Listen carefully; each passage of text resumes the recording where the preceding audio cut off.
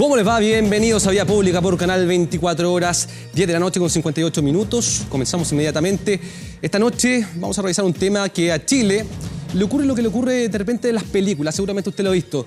Una cena con toda la familia y de repente aparece entre medio de esta cena la pregunta por el sexo. Y todos se atragantan, quedan con la comida aquí, nadie puede conversar. Un tema que es difícil de enfrentar para Chile.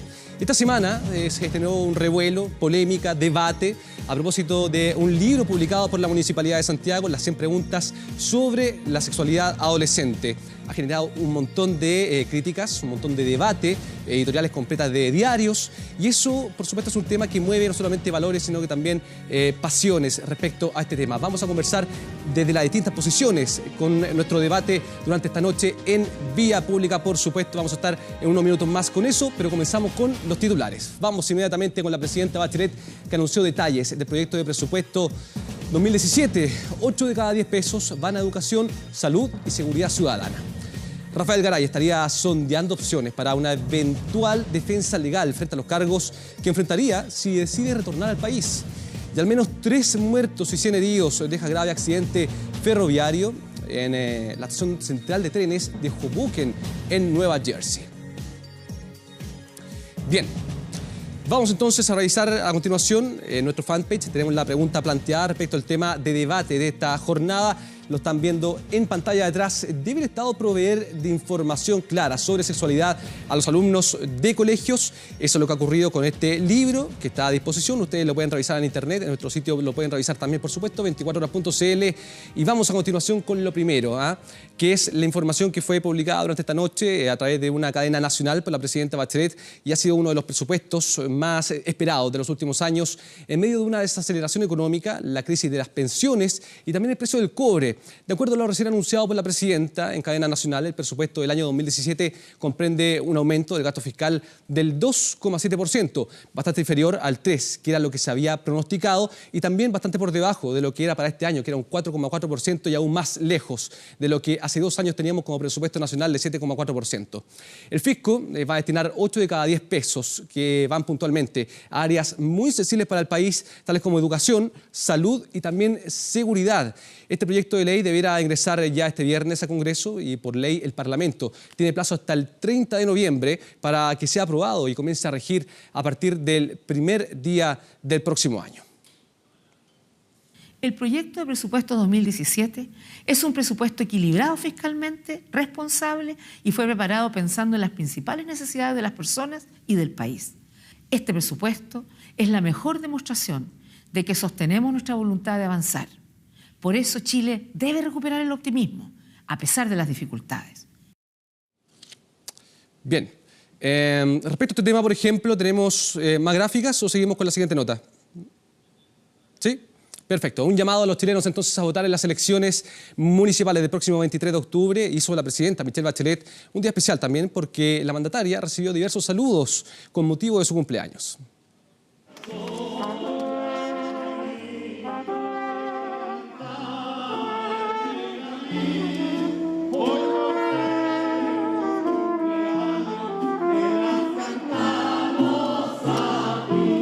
Los mariachis irrumpieron en La Moneda para celebrar un nuevo 29 de septiembre, cumpleaños de la presidenta Michelle Bachelet, en el que no faltó repertorio de canciones.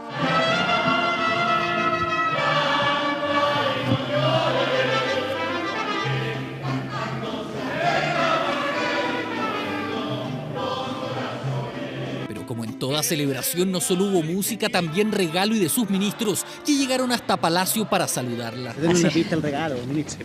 No, ¿cómo le va a quitar la sorpresa? Que se lo cuenten un ratito más. Es para verse más bella.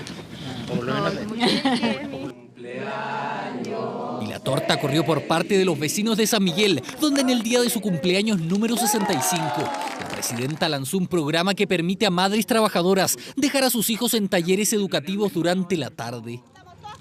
En medio de los saludos, Bachelet tomó tiempo este jueves para recordar que solo quedan 3 semanas para las municipales y que es necesario que los chilenos vayan a votar el próximo 23 de octubre. En las elecciones municipales los ciudadanos tienen una gran oportunidad de decidir colectivamente cuáles son los proyectos que deben tener prioridad y cuáles son los valores que deben imperar en la vida de la comuna. Infórmense, debatan y vayan a votar, porque están votando por la vida que quieren. Y para esa decisión todos somos necesarios.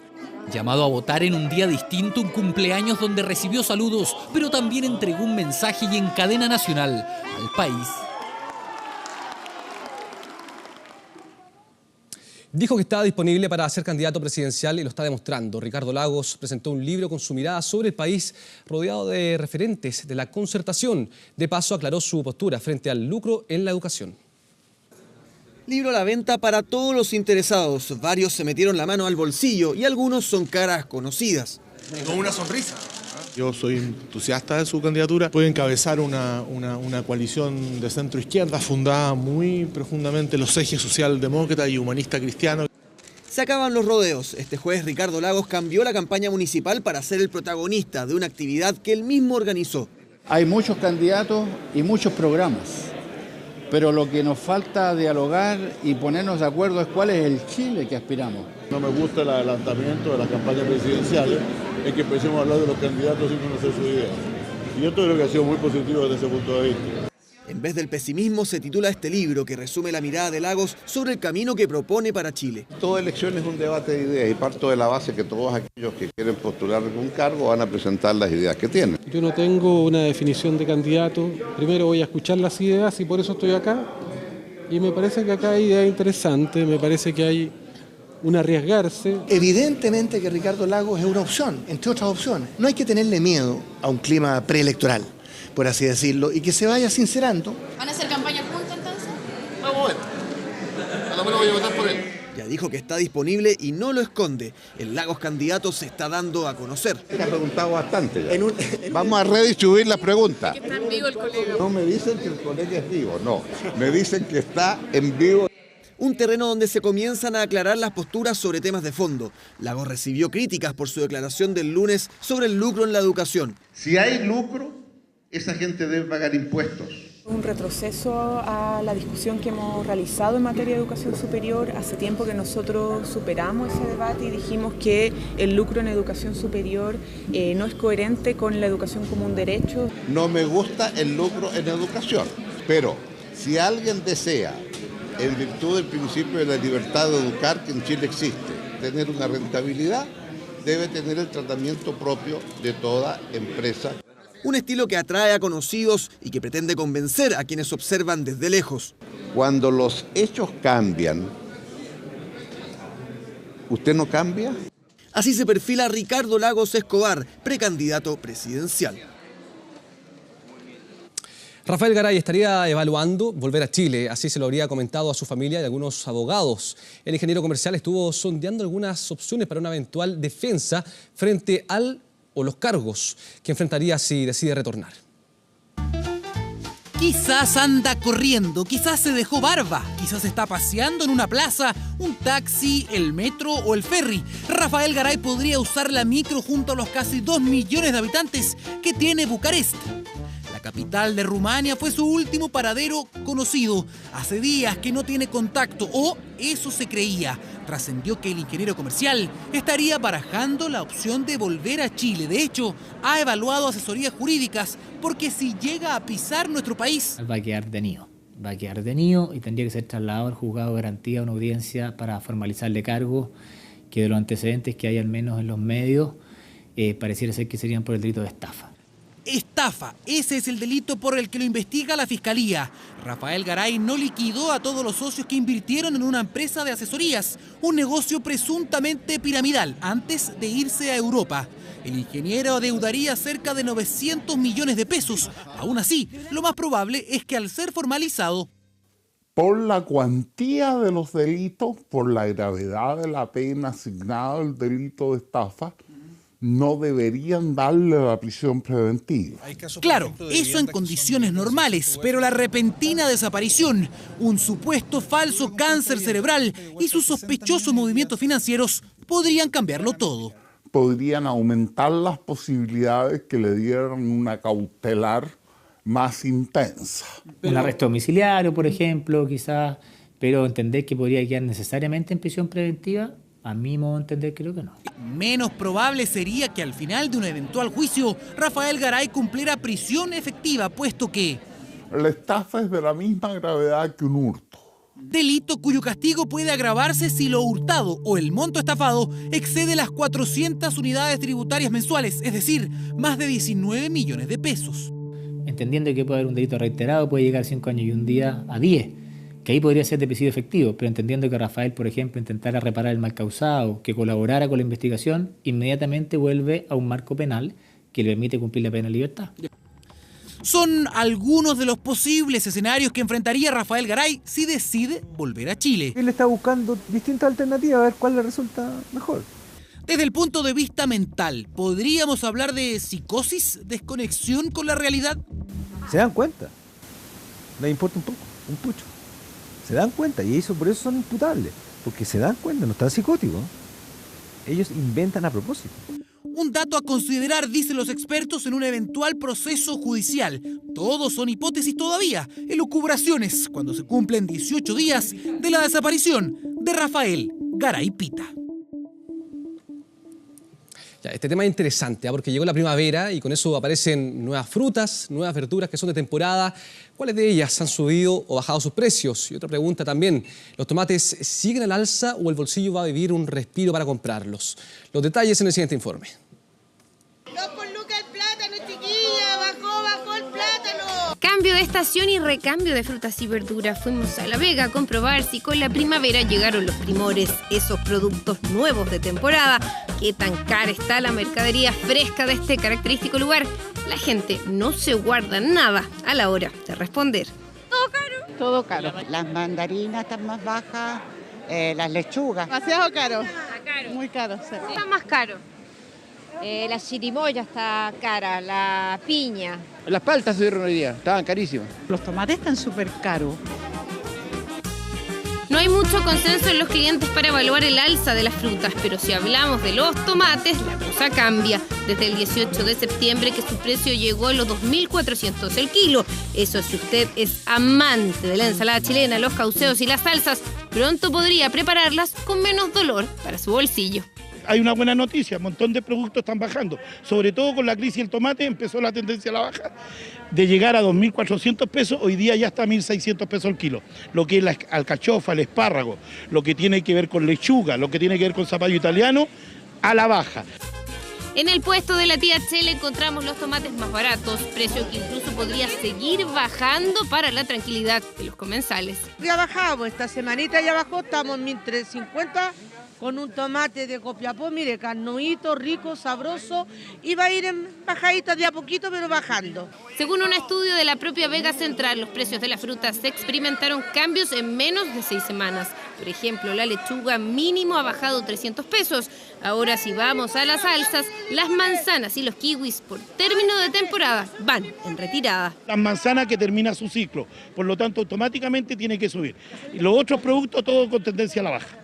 Si la manzana se despide, bienvenida, son las frutas más de verano. Ya se pueden degustar racimos de uva, melones, plátanos ecuatorianos, manzana, miel y, cómo no, sandías.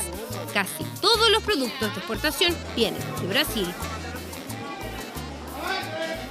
Es dulce. ¿De dónde viene el melón? De Brasil. De Brasil. ¿Cuánto cuesta? 3.500 la unidad. Ya. ¿Y la sandía?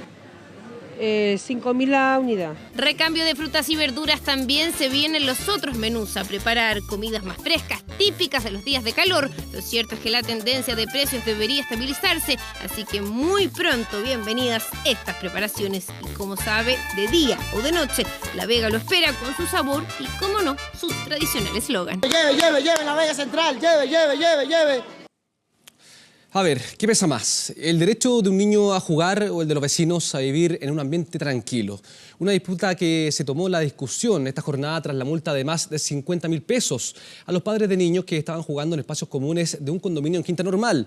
¿Es legal? ¿Qué atribuciones tiene la administración para generar un reglamento interno? Ponga atención a la siguiente nota. No tire la pelota para allá, no haga esto otro. Yo no le puedo decir a mis niños no salgan a jugar, o sea, no soy capaz de hacer eso. ¿Quién no recibió un llamado de atención cuando jugaba en los patios de los edificios o condominios? Un conflicto de toda la vida, pero que ahora se agudiza con la vida en comunidad. Tolerancia, respeto, son algunos de los valores claves, unos que extrañan los vecinos de Quinta Normal.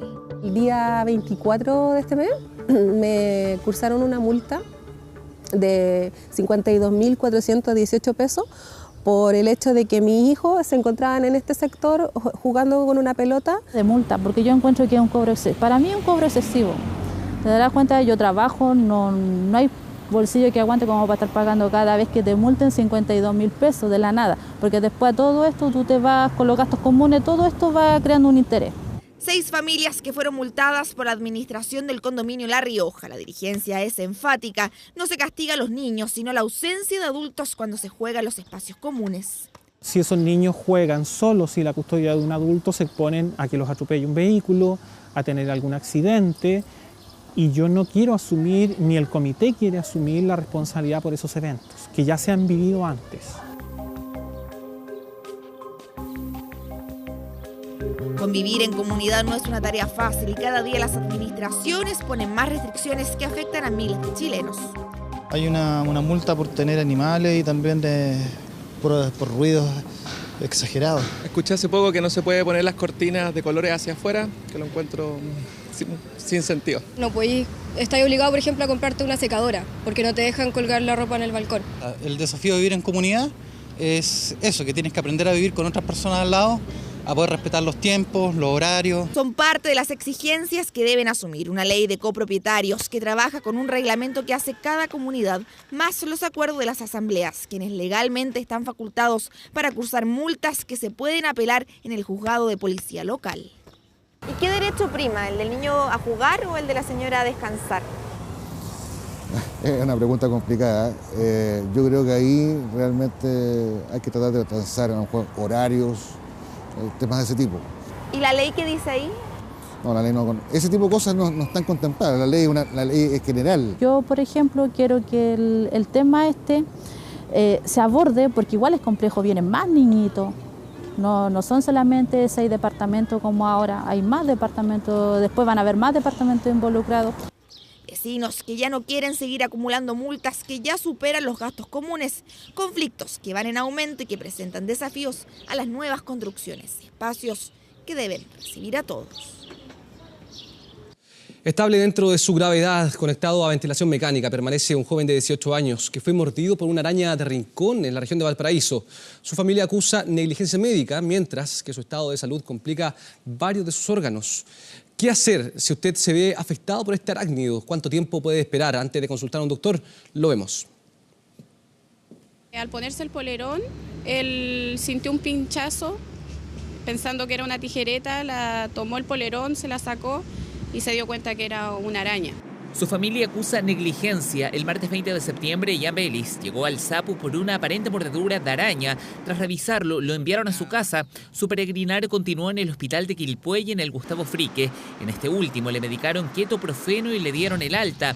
Sin embargo, el malestar lo llevó al hospital de Peña Blanca. Después de todo ese recorrido, le confirmaron lo que pensaba. Lo que dicen sus exámenes es que en ese momento el paciente no tiene ningún inconveniente. Se anda para la casa, pero se le insiste a los pacientes siempre que ante una evolución distinta, él debe volver a consultar. En este momento continúa con ventilación mecánica, está con diálisis continua. El compromiso de Jan en este momento es multisistémico. Hoy varios de sus órganos están comprometidos, tanto de la esfera respiratoria como digestiva, un caso que se da justo en una época donde la luz del día se va más tarde, lo que reactiva a varios insectos, el plato predilecto de este arácnido. No es raro que hoy día estemos con placas de polilla, de zancudo gigante, de baratas, de una serie de insectos que están invadiendo nuestras casas. Eso mismo provoca que las arañas que han estado hibernando, que han pasado un invierno tranquilas, quietas en sus madrigueras, en sus escondites, hoy día salgan a buscar alimento. Son arañas extremadamente tímidas, sin embargo su mecanismo de defensa es el ataque. Vive en lugares donde habitualmente no se asea ni se ordena, por eso la recomendación es realizar un aseo profundo una vez al mes. Si vemos arañas que se mueven rápido adentro de nuestra casa, mátenlas. Habitualmente lo que uno hace es un examen de orina. Si detecta sangre en la orina, ese es un paciente que puede desarrollar lo que nosotros llamamos el síndrome visceral. En términos simples, es cuando el veneno actúa de forma sistemática generando riesgo vital. Según CITUC, estos casos corresponden entre 10 y 20%. El restante va a generar una lesión en la piel. Si se declara ya el síndrome visceral, el antídoto tiene poca eficacia. En general, la recomendación es que ya después de 12 horas prácticamente no tiene ninguna utilidad clínica el administrar el antídoto. Síntoma de esta preocupación es que también aumenta en esta época los trabajos de fumigación. La empresa Matabichos incrementa sus llamados en un 60%, un servicio profundo que varía de precios según el tamaño de la casa. Para una de 300 metros cuadrados podría costar cerca de 100.000 pesos. Nosotros usamos insecticidas de amplio espectro, el cual es focalizado específicamente en lo que es insecto y arácnido. Entonces no hace esa discriminación de eliminar solamente araña o solamente, no sé, cucaracha o hormigas. El estado de Jan Belis es estable dentro de su gravedad. Por ahora permanece hospitalizado en la clínica Valparaíso. Y se viene una fiesta de la cultura en Chile y comienza con la 36ª Feria Internacional del Libro de Santiago, con el eslogan Escritores sin papel de escritores y con México como país invitado de honor. El jueves 20 de octubre comenzará Filsa en el Centro Cultural Estación Mapocho. Más de 600 actividades programadas, entre ellas la visita del periodista y escritor peruano Jaime Bailey y el músico Zeta Bosio, además la presencia de los más destacados escritores mexicanos. Y para seguir también con esta fiesta cultural, Santiago a 1000 reveló el programa para su edición 2017. La 24ª versión del festival se va a realizar entre el 3 y 22 de enero y va a contar con 75 espectáculos de sala y en la calle. Obras de los 5 continentes donde no solo habrá teatro, sino que también música, danza y recorridos por la ciudad. La venta de entrada comienza este jueves en internet, en la boletería teatral de Costanera Center y en el GAM.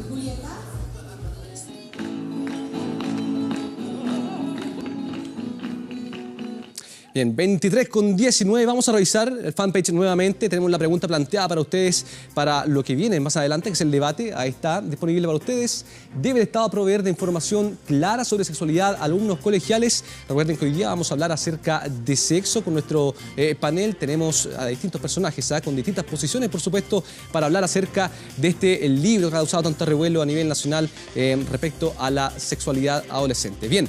Vamos a una pausa en vía pública, volvemos de inmediato. Usted todavía puede votar, Vaya al fanpage, facebook.com/24horas.cl. Volvemos.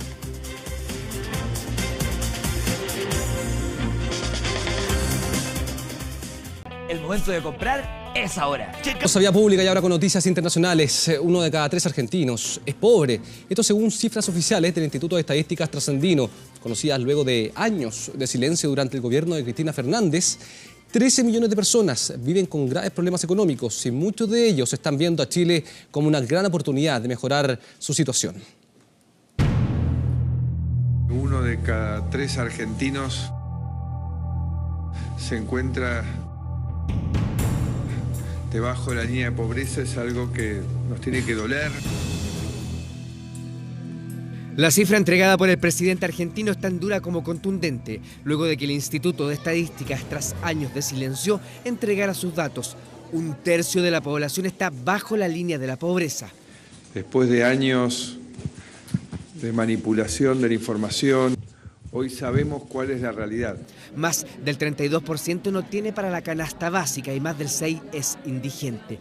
13 millones de pobres en el segundo país más grande de Sudamérica. Es un desastre. En estos momentos Argentina es un desastre. Por eso miles cruzan la cordillera todos los meses para comprar en Chile.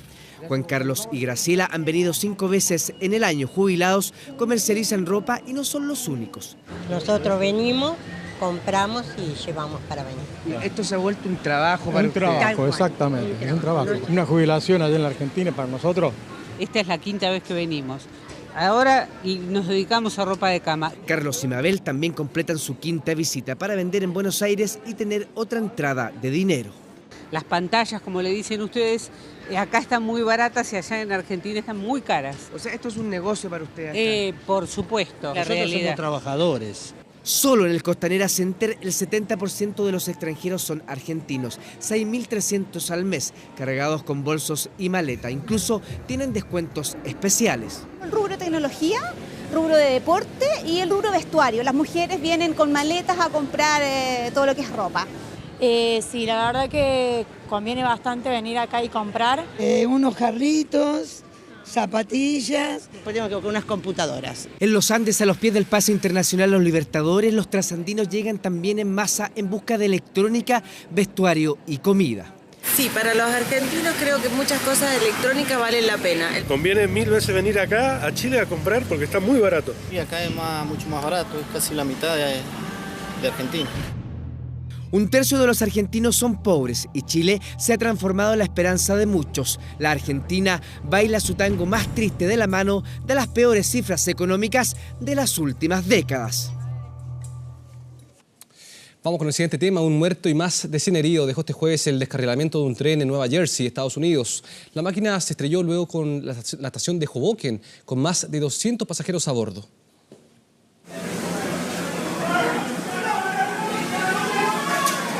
Pedazos de concreto entre el metal retorcido, cables desprendidos y de fondo los gritos de decenas de pasajeros atrapados.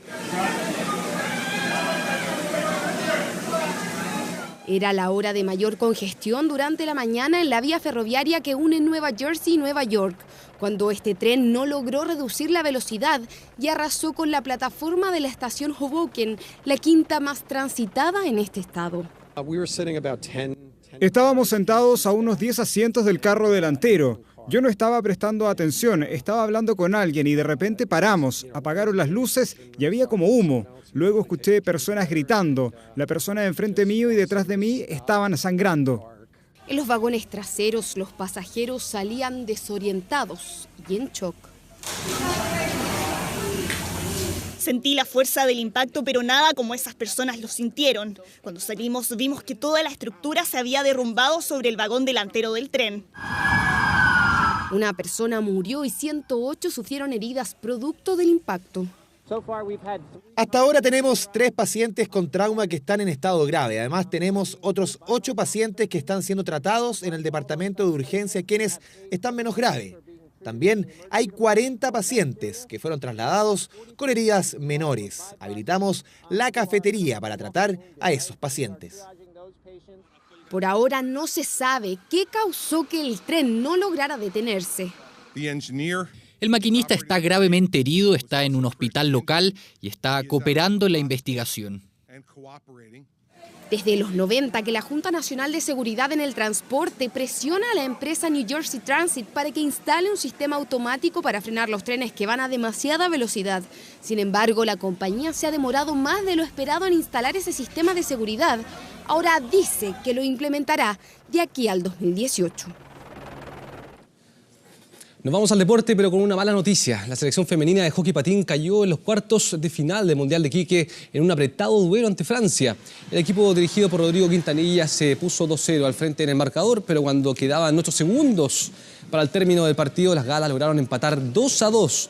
Fueron luego a tiempo suplementario y con gol de oro, y cuando quedaba menos de un minuto para el final, un autogol cedido por las marcenitas le dio la victoria a Francia. Chile va a ir ahora por la disputa del 5º al 8º lugar y va a tener que enfrentarse con Alemania, el mismo equipo al que derrotó 4-0 en el último partido de su equipo. En tanto, Francia se va a ver las caras con Portugal en las semifinales.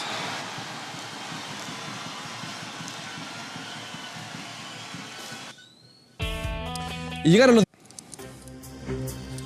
Volvemos a Vía Pública, volvemos ya para iniciar nuestro debate, porque esta semana ha estado marcada por la publicación de este libro llamado 100 preguntas sobre sexualidad adolescente, un libro que publicó la Municipalidad de Santiago, que en principio era para la comuna, estaba abierta la posibilidad de revisarlo para los estudiantes de entre 14 y 19 años.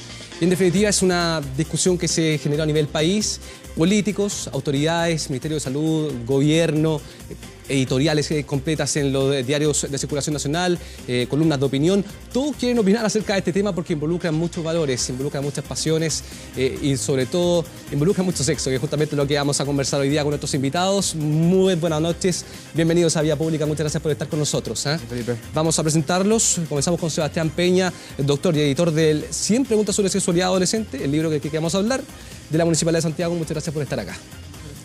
Magdalena Rivera Becker, médica sexóloga, miembro de la Escuela Transdisciplinaria de Sexualidad y parte del comité de expertos que también participó de este libro. Muy buenas noches. Pilar Vigil Portales, médico gineco-obstetra, doctora en Ciencias Biológicas, directora internacional de TeenStar. Muy buenas noches, gracias por estar acá. Buenas noches. Tomás Enríquez, abogado de la Universidad Católica, director ejecutivo de ONG Comunidad de Justicia. Muy buenas noches. Hola, y don Dominique Aravena, presidenta del Centro de Estudiantes del Liceo Tajamar. Muchas gracias por estar acá. Bien, comentaba que justamente este tema ha generado una discusión muy grande a nivel nacional estos días. Decía al principio también de Vía Pública que esto es como una película, la típica película donde la familia está sentadita comiendo, pero se escucha la palabra sexo y se rompe un vidrio, hay silencio sepulcral, porque es un poco lo que pasa en Chile, siempre la discusión respecto del sexo genera mucha opinión, pero la opinión que hemos visto durante estos días ha tenido que ver principalmente con gente adulta, gente mayor que está opinando sobre este libro.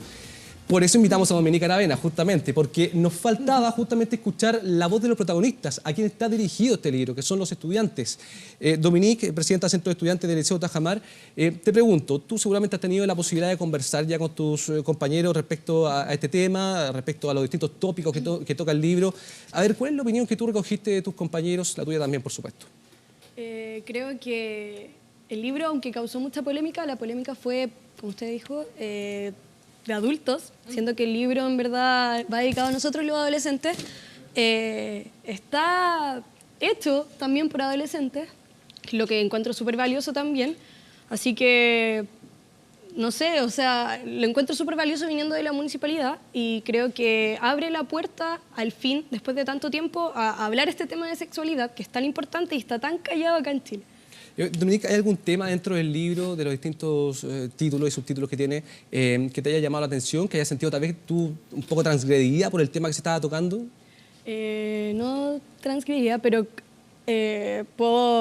adoro que se hable de la diversidad sexual de la manera en la que se habla, no como un tabú, sino como lo que es, un tema normal y recurrente y creciente en Chile. Así que ese tema del que yo destaco, la diversidad sexual que se trata en el libro. No hay ningún tema, por ejemplo, lo que pasa es que hay muchas personas que se me salió la conversación acá entre todos. Hay varios temas que, por ejemplo, se trataron a nivel de discusión pública, por ejemplo, que decían que podían ser demasiado transgresores para algunos jóvenes. Por ejemplo, el hecho de que se habla acerca de la posibilidad de usar el semen en la cara como una crema facial. Ese tipo de temas, por ejemplo, ¿a ti no te causó ninguna impresión? ¿Entre tus compañeros no hubo ningún comentario al respecto? No, es que yo creo que todos sabemos que los adolescentes tenemos toda esa información, ya está todo. El semen en la cara en verdad no es algo nuevo para mí, no es algo nuevo que escuche, pero toda esa información la tenemos al aire. Lo que hace el libro es ponerla, escribirla y darla con una fuente válida, que también es súper importante para nosotros. Así que entre mis compañeras y mis amigos no he hallado aún un comentario que sienta que fue pasado a llevar con lo que sale en el libro. En general, ¿tú dirías que es un libro que tiene temas que se tratan entre la juventud? Sí, no hay nada que no escuchemos. Todas esas palabras están en nuestro universo, solo demasiado en el aire y el tema, y el libro las pone ahí.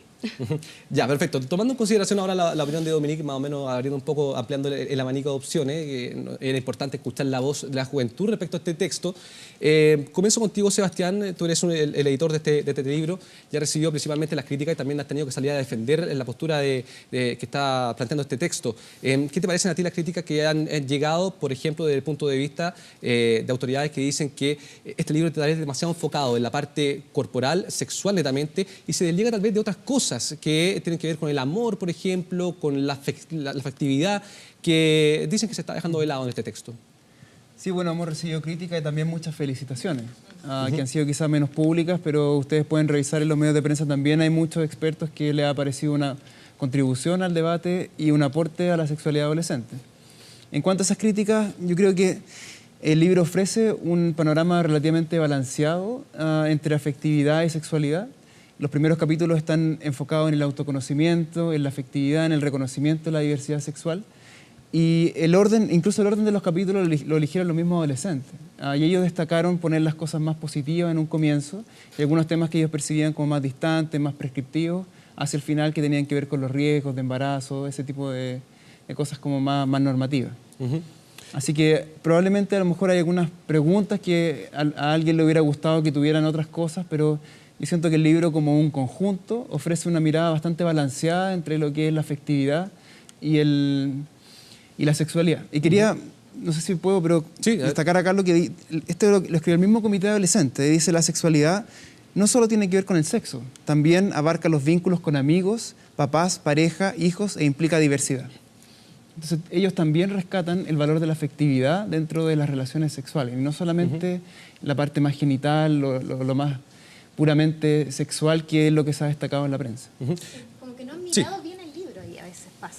¿Tú crees que hay gente que todavía no lo ha leído completamente, que está opinando sobre la superficialidad? Yo creo que el tema ahí de la afectividad es que no se toma desde la mirada quizás católica de tomar la afectividad, la sexualidad que tengas que ser ligada a la pareja o al matrimonio, sino que acá la afectividad está tomada desde otro lugar, que es desde el respeto, desde los propios límites, desde respetar al otro. Hay una pregunta ahí muy clara que me parece como clave en la educación de adolescentes, que tiene que ver, ¿qué hago si mi pareja me pide algo que yo no quiero? O sea, y ahí está muy puesto este tema de poner los propios límites y que si no te los aceptan, decir que no. O sea, y eso para mí es un punto muy relevante en la afectividad, más allá que amor o no amor, porque a veces incluso hasta se habla de amor, es que estoy enamorada, y se acepta el abuso. Ajá. Otro Yo tema... quiero notar, Felipe, que aquí entramos ya de plano en la polémica. Sí, vale. Mira, la objeción, y yo vengo decididamente con objeción respecto del libro, especialmente representando la voz de papás, y no solamente de papás, sino que alumnos que, a diferencia de ti, también han sentido que estos son temas que preferirían tocarlos más en privado, no necesariamente por el libro, sino que más bien por las clases en sí, pero tocando el libro en concreto. Acá el problema jurídico, político de fondo tiene que ver con cuál era el rol que tienen que cumplir los papás respecto de esto y si es que se les respetó debidamente en este proceso. Mi posición es que esto no es el caso. Y cuando nosotros vemos en este libro que finalmente, efectivamente, toca la afectividad, yo sí creo que la toca de forma separada y no se nota respecto de todos los capítulos, todas las temáticas, tener una visión integral de la sexualidad. Tú haces esta referencia respecto de que el criterio último acerca de si está bien o está mal es respecto del consentimiento. Eso es una visión moral, es una visión ética, porque finalmente es una posición concreta que evidentemente es excluyente, no es comprensiva respecto de otras formas de concebir éticamente la sexualidad, y en esa perspectiva efectivamente es excluyente y pasa a llevar a muchos de los papás, y creo que ese es el problema en el fondo, porque ha causado tanto revuelo. Sí, es probablemente el punto central y más profundo de este tema, de esta discusión, que tiene que ver con el tema de los valores familiares, tiene que ver con qué está haciendo el Estado frente, digamos, entregando este libro frente a lo que son los valores familiares, que es la primera instancia, digamos, donde se entregan este tipo de información, que tiene que ver con la información sexual, o uno asume que debería ser así. Tomás toca un punto y quiero preguntarle a Pilar respecto a esto, porque justamente dónde está, ¿dónde se divide el derecho de los padres a criar a sus hijos como ellos estimen conveniente y de entregarles esta información respecto al tema de la sexualidad, frente al derecho también en la información de los jóvenes, que es un derecho que también está contemplado, digamos, legalmente protegido? Exacto. Felipe, yo quisiera hacer lo que nosotros hacemos habitualmente en nuestro programa. Y por eso ustedes ven, estaba como callada escuchando. Y yo creo que en eso el libro tiene, digamos, algo positivo que genera las preguntas. Lo que pasa es que la técnica de hacer una bolsa de preguntas es una técnica pedagógica que es muy buena. Entonces, cuando uno está en un lugar, lo primero que uno tiene que hacer es escuchar. Y yo creo que por eso estos espacios son tan buenos, porque son espacios de conversación. Ahora, ¿cuál es el objetivo? Que si uno hace preguntas, uno tiene que tener una meta de formación en el sentido de qué procesos quiere con esta persona a quien yo estoy acompañando en su vida, cuáles son los procesos que quiero seguir. Y yo aquí creo que, bueno, Tomás es el autor del libro, por lo tanto, yo creo que lo tienes que contestar tú. Pero cuando uno hace bolsas de preguntas, uno tiene que saber primero en qué grupo las está haciendo. Porque es distinto la pregunta, por ejemplo, los niños de 11, los púberes, de 11, 12 años, que las preguntas de un adolescente ya tardío, como es una persona de 18 años. Y entonces, cuando uno la bolsa de preguntas en estas edades tan disímiles la junta, se pueden llevar equívocos. Ahora, con las bolsas de preguntas, que las preguntas efectivamente son las preguntas que hacen los adolescentes. Nosotros llevamos ya más de 30 años, trabajamos en todo Chile, en 800 colegios. ¿Está de acuerdo con las preguntas que se están planteando? No son preguntas tan ajenas a la realidad. Es que, Felipe, uno no puede no estar de acuerdo con una pregunta. ¿Entiendes? Porque las personas generan sus preguntas. Pero aquí yo creo que tenemos que ir un paso más y hablar de técnicas pedagógicas. Porque una cosa es hacer las preguntas, pero ahora viene lo relevante. ¿Qué hago yo con las preguntas? ¿Entiendes? Porque lo que hay que hacer con, digamos, lo que nosotros y toda la pedagogía moderna tiene un sistema de organizar las preguntas para con el educando crear una identidad en esa persona. Y entonces, ¿qué creo yo que sería positivo? Hacer las preguntas, pero cuando uno hace preguntas, no necesariamente tiene que... Si uno da la respuesta a las preguntas, está haciendo como Google. ¿No es cierto? Yo me meto a Google y pongo la pregunta, Google me tira una respuesta. Tenemos que ser mucho más creativos que eso. Y entonces, ¿cuál es la idea? Por ejemplo, ella tiene una pregunta con tus compañeros, la discutimos, pero yo tengo que tener una secuencia pedagógica. Y yo creo que aquí se puede confundir que este libro que junta preguntas, y yo creo que dar la respuesta rompe la creatividad y rompe la alternativa social diferente. Y eso es un problema, ¿entiendes? Porque eso lo hace Google. ¿Y qué queremos nosotros? ¿Ser Google? No. Nosotros lo que queremos es ser personas que acompañamos a otra en su proceso de desarrollo en la vida. Y para eso, si yo doy la respuesta, rompo la creatividad de la persona. Perfecto. Ahí ¿entiendes? plantea Entonces, otro tema. hay Pilar, un tema respecto... pedagógico que es fundamental. Claro, aquí Felipe, Pilar plantea algo bien interesante. Ahí le voy a volver la pregunta a Tomás. Porque justamente esto no es un libro que sea obligatorio, es un libro que está distribuido de forma gratuita, que va a estar en las bibliotecas, no es un libro que se le haya entregado a los alumnos y se le diga léalo, sino que está disponible, es una opción para quien quiera apoyar tal vez la formación sexual de su hijo con este texto. Ahí queda a la libertad de los padres. Por lo tanto, Tomás, ahí también te pregunto a ti, ¿por qué oponerse a este texto si en definitiva también es una opción? Y actualmente está, por ejemplo, radicado solamente en la comuna de Santiago. Es una opción que un padre pudiese tomar o no. Cada padre podrá tomar la decisión si es que el libro es adecuado dentro de los textos, dentro de los temas y los valores también que él quiere formar a su hijo. Un prerequisito para que los papás puedan tomar esas decisiones es que hayan tenido conocimiento de aquello sobre lo que tienen que decidir. Uno de los problemas o vicios del procedimiento respecto de la publicación del libro, de la cual nos terminamos enterando todos como país el día sábado, es que, hasta donde yo entiendo, y esto tampoco me lo logró corregir la ahora exalcaldesa Toá cuando se lo pregunté ayer en la radio, es dónde está la constancia de que efectivamente esto se haya consultado. Especialmente si tomamos en consideración que por la protección de los derechos de los papás, para que ellos efectivamente puedan asegurar que sus hijos sean formados conforme a sus convicciones personales en términos de su desarrollo moral y ético, la Corte Suprema ya dijo, especialmente con respecto del caso del Nicolás tiene dos papás, hace más o menos 2 años atrás, que el ingreso de estos materiales pedagógicos, y eso es lo que son finalmente a los establecimientos escolares, en ese caso discutíamos jardines infantiles, hoy respecto de los colegios, tiene que hacerse con un acuerdo de parte de la comunidad educativa, y esa comunidad educativa partiendo por los papás, que son los que tienen un derecho a objeción de conciencia respecto de estos materiales. Pero si los papás no son informados previamente y no tienen idea qué es lo que tiene el libro y terminamos enterándonos todo por la prensa, no hay un verdadero respeto de los derechos de los papás para que efectivamente puedan asegurar su derecho y el de sus hijos a poder ser guiados además en su proceso de formación de conciencia. Tú me estás diciendo, digamos, la respuesta, porque en definitiva también es la comunidad, la directiva, digamos, junto a los apoderados, que toman la decisión si aplican o no ese libro, independiente esté en la biblioteca disponible. ¿Ya? Pero ellos verán si lo toman o no. Es que incluso la incorporación dentro del contexto educacional, porque nosotros no tenemos ninguna objeción que esto termine dentro de las bibliotecas públicas de Santiago, eso va a pasar. Pero respecto de si es que va a ingresar o no dentro de un colegio, o va a ser un material pedagógico que se va a usar en las salas de clases, eso sí requiere una conversación con los papás. Y un tema que es interesante, que es el derecho de los padres a poder educar a sus hijos, que es un derecho garantizado no solamente en la Constitución, sino que en tratados internacionales y en la Ley General de Educación, es un derecho individual de los padres. No está sujeto a un ejercicio colectivo de parte de todo el centro de padres que se juntan y toman una votación. Si existe un papá siquiera que dice que tiene objeción respecto de esto, su visión tiene que ser considerada respecto de su derecho a educar a su hijo. A mí me queda una duda con eso. Sí, ¿qué pasa? ¿Cómo vas a instaurar un programa educativo si tienes que consultarle a cada padre y si hay una objeción de conciencia? Y también viendo, yo no soy especialista en derecho, pero sé que existe la Convención de Derechos de los Niños y Adolescentes, que de ahí se toma que no son objetos de los padres, sino son sujetos de derecho con autonomía progresiva.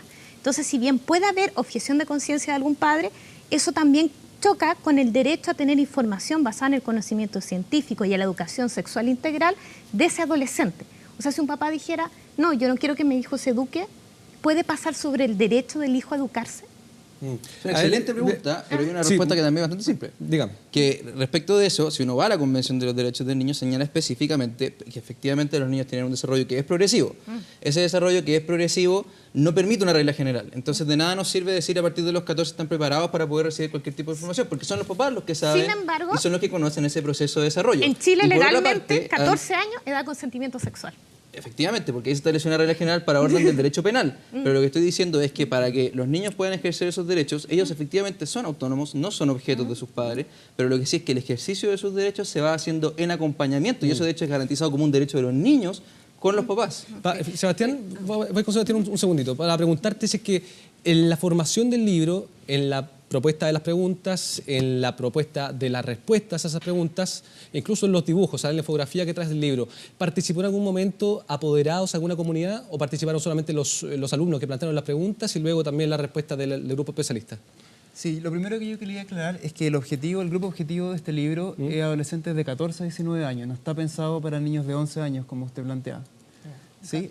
Eso está bastante claro, digamos, y nace porque las preguntas nacen de talleres que hace el Espacio Amigable, el Liceo de la Comuna de Santiago. Y este comité también se conforma por los mismos estudiantes de la misma edad, entonces está orientado a adolescentes de 14 a 19 años. Ya, y la distribución se está planificando en los liceos de la comuna, no en las escuelas básicas. ¿Ya?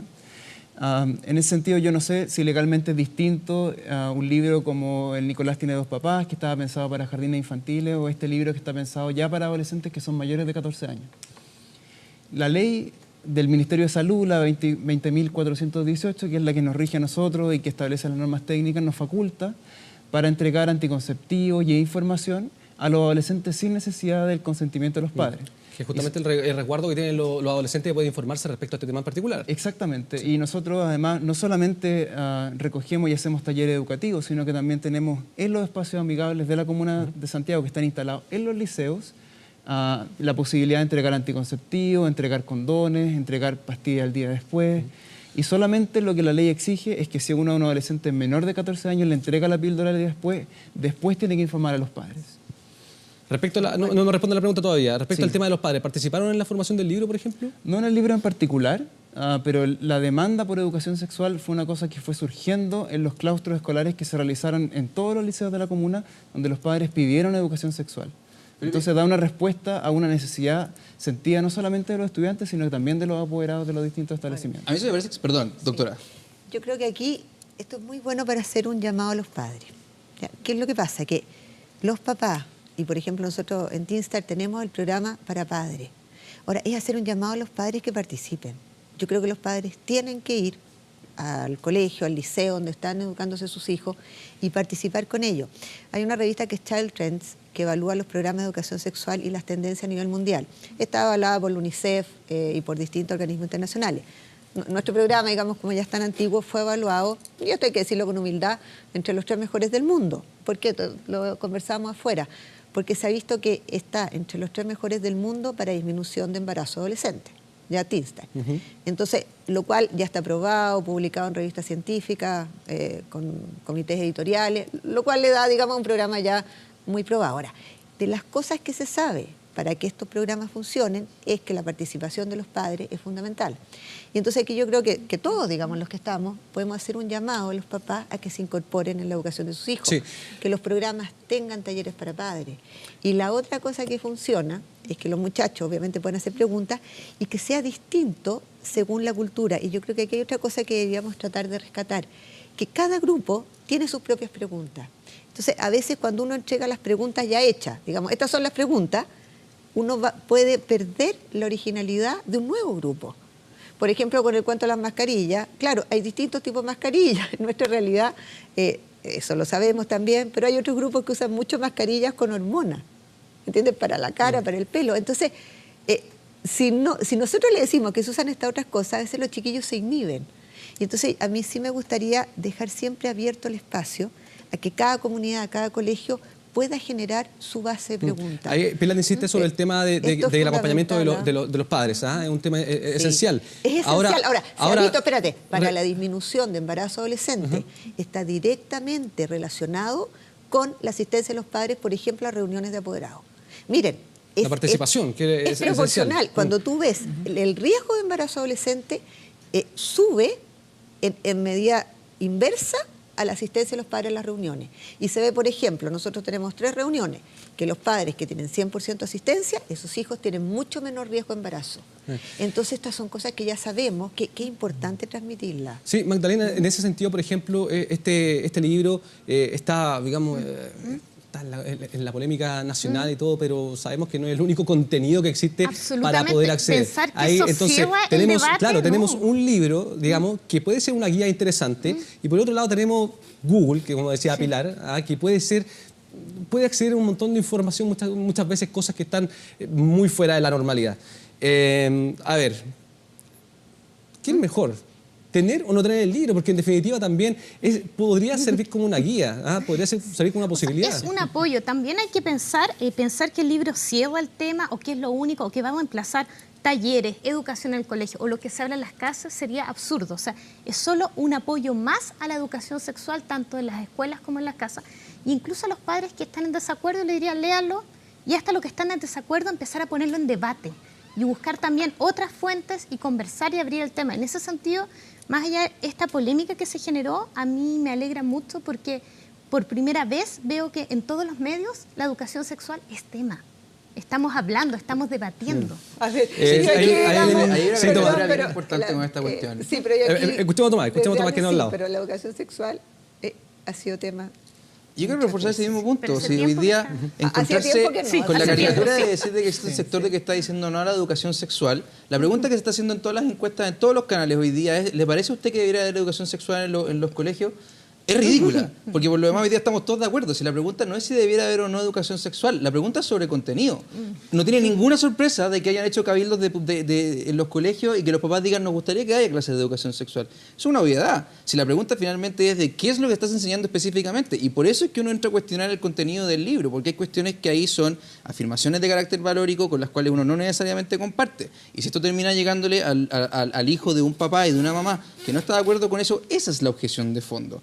Sí, efectivamente la mayor oportunidad que surge de todo esto es que los papás se empoderen, pero de hecho, por lo bueno, porque por lo menos ahora saben que el libro estaba, así que nadie nunca les decía cómo se iban a empoderar. Entonces, esto ha generado esa discusión, es importante que exista, y yo por lo mismo soy primer partidario de que uno de los esfuerzos más importantes que puede hacer hoy día el Estado y que debió haber hecho la Municipalidad de Santiago, y me parece que no lo hizo, fue tratar de enganchar primero a los papás, incluso, o al menos en paralelo con lo que es enganchar a los niños.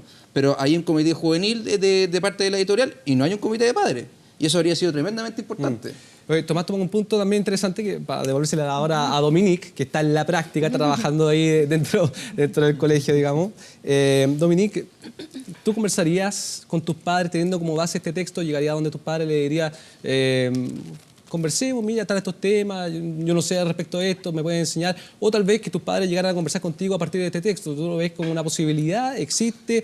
¿Lo harías? Con el texto, ahora que está, y que causó toda esta polémica, sí. Antes, ayer, hace una semana, no me lo había planteado, mis papás tampoco se lo habían planteado, y sé que la realidad de muchos adolescentes es que nadie se lo plantea en la casa, nadie se lo cuestiona, nadie lo empieza a conversar en la casa. Entonces, yo lo ordeno así. O sea, está el libro, es un instrumento súper útil para nosotros, los adolescentes, y pienso, si hay una familia que no le gusta, entonces solo ciérrelo y eduque a su hijo de la manera en que usted quiere que se eduque su hijo. Así lo veo yo. Dominique, desde el punto de vista de la educación sexual en tu colegio, por ejemplo, ¿tienes horas suficientes de trabajo respecto a eso? ¿Hay una conversación que se dé con tus compañeros, con los profesores, pero dentro del horario de clase, digamos, contemplado dentro del plan? No. Súper poco. No hay nada contemplado en el plan y tampoco en otros colegios. Sí, bueno, hay una gran falencia que ya tiene que ver con otro tema que tiene que ver con la política de Estado también, de hablar acerca del tema de la sexualidad en la adolescencia. Pero es que yo creo que aquí es importante, por eso, ¿qué vamos a hacer? Porque, ¿qué ocurre? Por ejemplo, en los colegios, hay que agradecer a todos los colegios que trabajan con nosotros, incorporar las horas de educación de afectividad y sexualidad cuesta muchísimo. Y entonces los directores tienen que hacer un gran esfuerzo para darle el espacio a los profesores, los monitores, para poder trabajar con sus alumnos.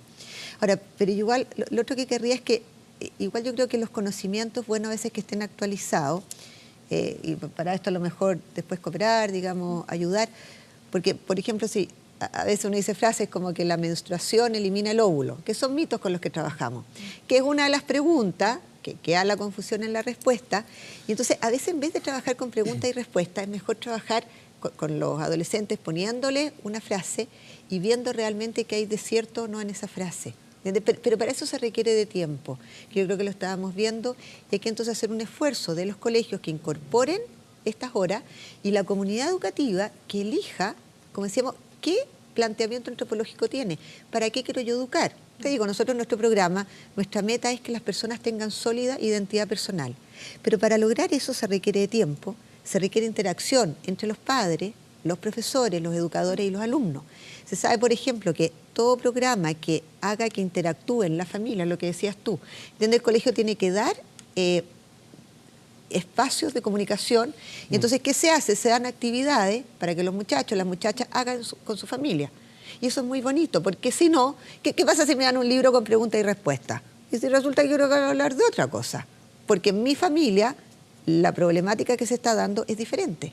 Entonces, todos los espacios que se dan deben ser abiertos a que esa familia en particular pueda discutir su situación. Sebastián, ¿ustedes tomaron algún modelo, algún ejemplo, por ejemplo, de otros países? Y si tú nos puedes comentar también cómo se hace en otros países el tema, por ejemplo, de la educación sexual en etapa colegial. O sea, en este caso, yo creo que es importante destacar que el libro se articula con una política comunal de educación sexual, en donde la Dirección de Educación tiene un programa de educación sexual integral que ha ido expandiéndose, abarcando y capacitando a los profesores, y a través de estos programas teniendo también capacitaciones a través de los apoderados, de las reuniones de apoderados, y trabajando con los estudiantes en horas protegidas. En algunos liceos ha tenido mejor éxito, en otros menos, pero hay un esfuerzo genuino del municipio de ir avanzando también por la malla curricular, y no solamente el libro como un objeto aislado, digamos, que fuerce, yo no estoy de acuerdo con esa palabra, pero que estimule la discusión y el diálogo. Y lo segundo es que, por el lado más de salud, existe este dispositivo de espacios amigables, que es una dupla de una matrona con un psicólogo, que van a cada uno de estos liceos, dando atenciones, consejerías, haciendo talleres en distintos temas, salud sexual y reproductiva, pero también hay un tema de salud mental, que es muy importante en los liceos en este momento y que le da una integralidad a la intervención. No es solamente el libro es un producto de un trabajo integral que se ha dado entre educación y salud. Perfecto, sí, te lo preguntaba porque uno de los temas también que se ha criticado respecto al libro es la poca participación de jóvenes, que en definitiva son 13 jóvenes que plantearon algunas preguntas respecto a esto y donde se formó el libro. No, el libro recoge 250 preguntas de los adolescentes durante los talleres de Espacio Amigable. Son alrededor de 180 desde el año 2014 que partió el espacio hasta ahora, o hasta el momento de la elaboración del libro. Y esas 250 preguntas, este comité de 13 adolescentes lo que hace es seleccionarlas. Selecciona las preguntas que van a ir en torno a algunas áreas temáticas, seleccionaron también el orden de las áreas temáticas, seleccionaron el tipo de ilustración que a ellos les parecía más adecuado, después seleccionaron el ilustrador. Nosotros le pedimos a 5 ilustradores que mandaran una ilustración de prueba y en base a esa los estudiantes votaron y eligieron finalmente a Diego Yarzún, que fue el que ilustró el libro y que lo hizo en función de que él fue el ganador en el fondo de esta selección. Y finalmente los estudiantes editaron las respuestas de los expertos, un comité de 3 expertos que nosotros convocamos, y esas respuestas ellos las editaron para que fueran lo más simple, sencilla y adecuada a su realidad. Quisiera aprovechar para que nos levantemos un poco, digamos, de la discusión, sacamos de la pata a los caballos, miremos el tema del diagnóstico general, porque esta no es primera vez que Chile tiene una discusión respecto al tema de la sexualidad en los niños. El tema del libro de Nicolás tiene 2 papás también generó una polémica gigante respecto a la posibilidad de que los niños accedieran a ese tipo de información respecto a la diversidad y la sexualidad también. Entonces, ¿cuál es el diagnóstico de usted respecto a Chile? ¿Chile sigue siendo un país tan conservador que no podamos encarar o tomar este tipo de situaciones y concretarla? Porque en definitiva lo que pasa es que siempre tenemos esta discusión y la discusión queda ahí, no pasa más allá. Entonces, en definitiva, tenemos siempre la misma discusión. La pregunta es, ¿Chile está conservador? ¿Chile tiene que abrir un poco más sus puertas? ¿Qué está pasando con Chile que desde el punto de vista de tomar la educación sexual como un ítem esencial en nuestra formación, no lo estamos haciendo? Yo no lo plantearía en esos términos. Yo creo que, y insisto majaderamente con el punto de que hoy día el consenso respecto a la necesidad de las clases de educación sexual existe, eso es real ya. Sí, lo que yo creo que a nadie le gusta es que traten de pasarle gato por liebre y le pasen por encima. Más todavía cuando estamos y vivimos en un contexto de una sociedad de derechos en que todos queremos nuestros derechos. Bueno, uno de sus primeros derechos es precisamente de que los papás en estas cosas se les consulte, no les traten de pasar gato por liebre. Yo no le echo la culpa a ustedes que son el equipo técnico que está detrás de esto, pero efectivamente yo sí creo que, por ejemplo, la alcaldesa Tobá tiene una posición más ideológica y le encanta la posibilidad de poder intervenir en estos espacios porque, y esto no es un tema solamente de ellos, pero hay corrientes políticas que efectivamente lo que les interesa es poder intervenir en la familia porque el que se transmitan valores, convicciones dentro de los núcleos familiares, eso genera desigualdades, eso genera inequidades, eso genera continuación de prejuicios o lo que la alcaldesa Tobá considera que son prejuicios. Pues, pero por eso mismo, yo lo que estoy diciendo no es una imposición para ningún lado, yo lo que estoy diciendo es respetemos que efectivamente sean los papás los que puedan tener el control respecto de eso. ¿El libro no es suficientemente laico, por ejemplo? Al revés, no es que sea laico, pero por ejemplo, la sexualidad de suyo está sujeta a la moral y la ética. ¿Y por qué? Porque todos los actos libres del hombre efectivamente pueden ser enjuiciados éticamente.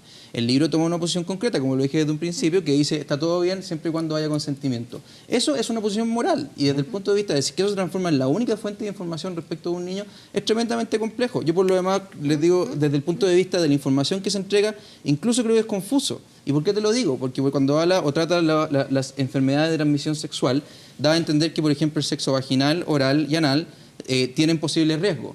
Si es que uno lo mira así en ese panorama, te dice, bueno, son todos riesgosos. Chuta, pero es que la verdad es que no. Y si queremos que los niños y los adolescentes sean efectivamente responsables de su acto, hay que dar información verídica completa. Hay una gran diferencia, por ejemplo, desde el punto de vista de riesgo, en si que se tiene sexo anal versus, por ejemplo, las relaciones sexuales vaginales u orales. Pero si es que vamos a permitirle, y si queremos que ellos efectivamente evalúen esos riesgos, esa información es necesaria, y eso es un defecto del libro. Magdalena. Sí. Más allá, quería ir a tu pregunta, el problema en Chile grave es que no hay un programa de educación sexual a nivel del Ministerio de Educación. El último que se hizo una consulta el año 2004, que es bastante interesante porque ahí se convocó a toda la sociedad, padres, apoderados, alumnos, expertos. Se hizo un programa piloto 2005-2009, creo, 2010, que falló en la implementación totalmente. Hubo cambio de gobierno y nuevo gobierno, cambio de política. ¿Y qué se hizo ahí? Se desestimó todo lo hacia atrás, que por supuesto tenía muchas fallas de implementación, y lo que se hizo fue licitar programas de privados para que cada colegio tomara.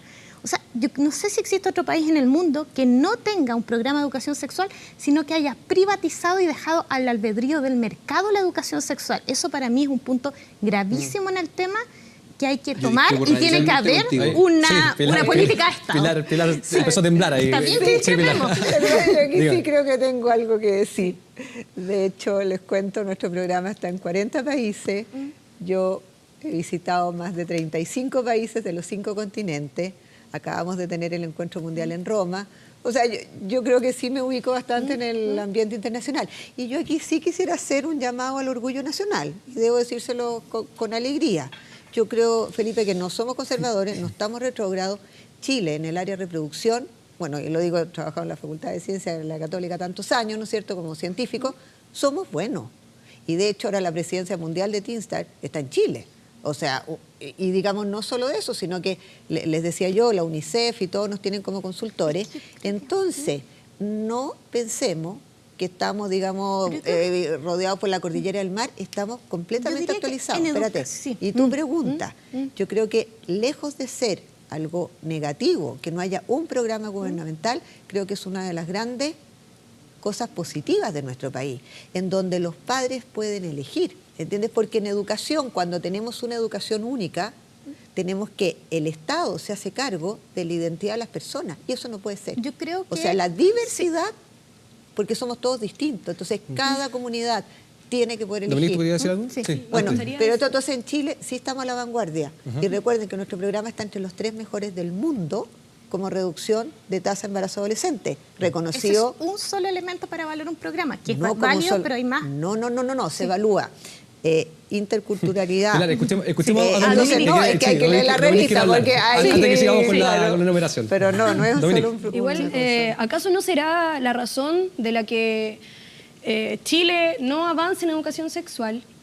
¿No será la razón que hay programas privados y no una política estatal?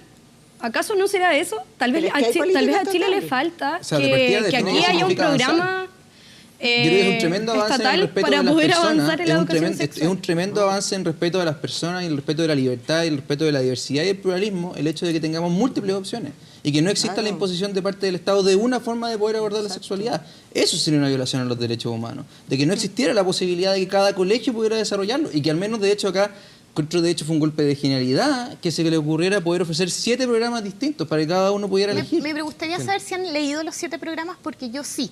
y no completos, pero por lo menos lo que se ofreció cuando salieron. Les podría decir que son muy diversos en objetivos, varios basados en la abstinencia, que está comprobado científicamente que no funciona como única medida, con temas de homosexualidad patologizándolas algunos, por lo menos a lo que tenía el 2010, después tuvieron que arreglarlo, con roles de género muy rígidos, no contemplan la diversidad. Yo los he analizado con mis alumnos a nivel universitario y ya les empieza... de que la teoría de género es teoría? ¿Entendí eso, no? O sea, ¿estamos de acuerdo con eso?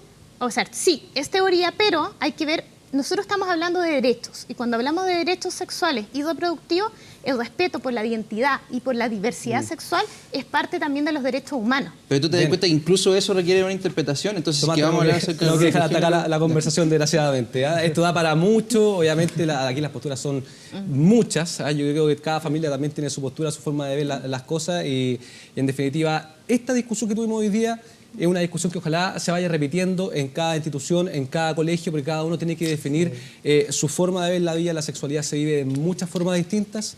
Yo creo que estamos todos de acuerdo en que es un apoyo el texto, pero cada uno aquí forma su propia opinión y su forma de ver las cosas. Y los padres también, los padres tienen mucho que decir. Sería bueno que los padres también, como centro de padres, comiencen en los colegios a tener discusiones respecto a este tema que da para mucho, como ven, muchas pasiones, mucho sexo, muchas posiciones distintas. Muchas gracias por haber estado con nosotros. Gracias, Felipe. Le agradezco un montón, muy buena la conversación y nosotros nos vamos a una pausa en vía pública, volvemos de inmediato.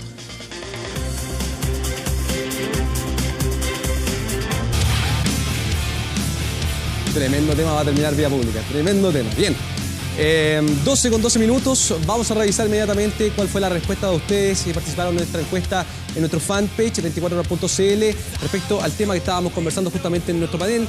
¿Debe el Estado proveer información clara sobre sexualidad a los alumnos colegiales? La respuesta para esta pregunta es que un 88% dice que sí, un 12% dice que no. Hay consenso en que necesitamos información relativa a la sexualidad en los colegios para los alumnos. La discusión está en cómo se hace. Ustedes lo vieron ahí en el panel que hay distintas posiciones respecto a este tema y cómo tratarlo.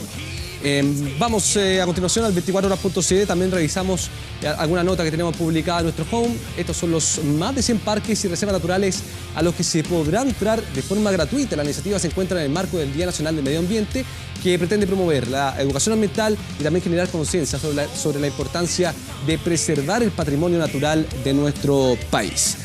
Bien, vamos al tiempo a continuación. Revisamos cómo está Santiago. Temperatura actual 12,4 grados con nubosidad parcial. Estaba un poco frío, de hecho, antes de venirme acá al canal. Eso como a las 9 de la noche. Estaba bien frío.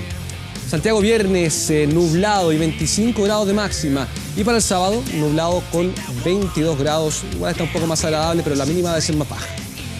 Bien, y vamos a lo siguiente porque estamos escuchando de fondo a Metallica, una de las bandas con mayor fans, una fanaticada gigante que tiene acá en nuestro país. Y va a venir nuevamente a Lollapalooza. Esta vez es uno de los headliners junto con The Strokes. Y se anunciaba de forma errónea. Bueno, esto de que haya sido un error, uno ya no cree mucho. Hay forma de marketing que claro, uno dice puede haber sido un error y eso genera es mucho más llamativo que lo publiquen definitivamente. En este caso Metallica dijo que lo había publicado por error, que venía a Chile, pero bueno, definitivamente se confirmó a través del line-up de Lollapalooza para este próximo año. Estamos escuchando Whiskey in the Jar, una de las canciones más clásicas de Metallica. Aquí va a estar, por ejemplo, con The Strokes, The Weeknd, uno de los grupos más importantes probablemente de la escena pop actual. The XX, The Chainsmokers, Flume, Duran Duran también va a estar. Y hay dos grupos en el line-up de Lollapalooza que todavía no están anunciados. Se espera para el 16 de octubre y luego también para el 6 de noviembre que se anuncien otros dos grupos que deberían estar presentes entonces en el festival que se va a realizar en abril en el Parque O'Higgins. Dejamos hasta acá, vía pública. Un abrazo para todos, que estén muy bien. Nos vemos prontamente en Hora 24, en Canal 24 Horas y más tarde también en medianoche. Un abrazo.